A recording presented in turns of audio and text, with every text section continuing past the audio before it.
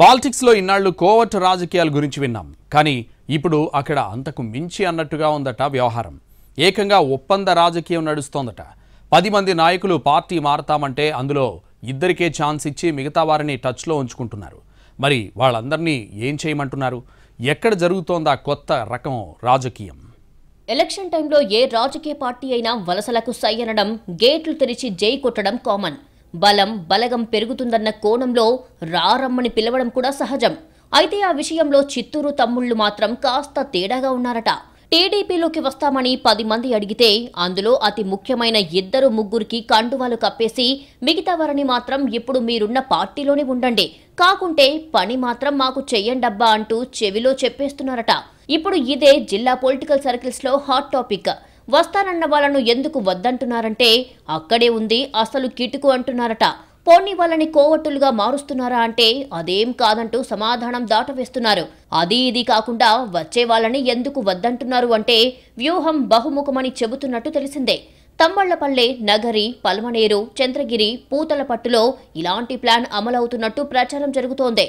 Thammallapalle TDP అభ్యర్థిగా జయచంద్రారెడ్డి పార్టీలోకి వచ్చి 2-3 నెలలే అయినా ప్రత్యర్థి ద్వారకానాథ్ రెడ్డికి షాక్ ఇస్తున్నారని అంటున్నారు. సైలెంట్ గా ద్వారకానాథ్ రెడ్డి కోటరీలోని వ్యక్తులు వారి అనుచరులకు టచ్ లోకి వెళ్లారు అన్నది లోకల్ టాక్. పెద్దిరెడ్డి ద్వారకానాథ్ రెడ్డికి వ్యతిరేకంగా ఉన్నవారితో ఇదే రీతిలో టైఅప్ అయినట్టు తెలిసిందే. డెల్టా శ్రీహరి పంచతులసి నీటిని నాచురల్ గా ఆల్కలైన్ చేసి యాంటీ ఆక్సిడెంట్స్ అభివృద్ధి చేయడంలో సహాయపడుతుంది.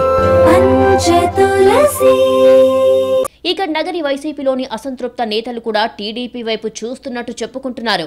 అయితే ఇన్ఛార్జ్ భానుప్రకాశ్ ప్రస్తుతానికి కొందరే ముద్దు, అందరూ వద్దు అంటున్నారట.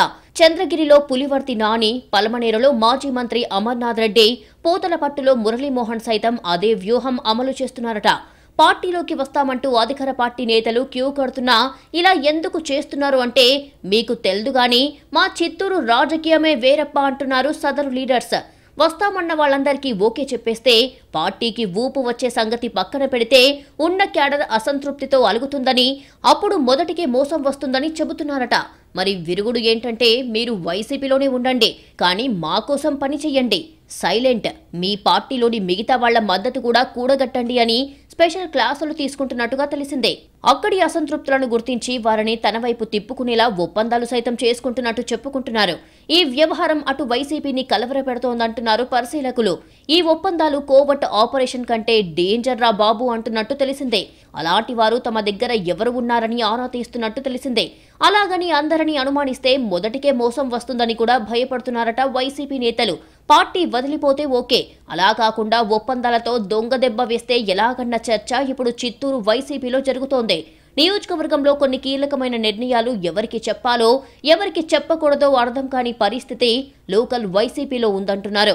ఇక టీడీపీ సైతం తమ శిబిరంలో కూడా అలాంటి వారు ఎవరు ఉన్నారా అని ఆరా తీస్తోందట. ఇదంతా వింటున్న వాళ్లు మాత్రం ఈ చిత్తూరోళ్లు మామూలోళ్లు కాదు బాబు అంటున్నారు. మరి నయా ప్లాన్స్ ని వర్కౌట్ చేసుకోగలిగేది ఎవరు, బలయ్యేది ఎవరన్నది చూడాలి.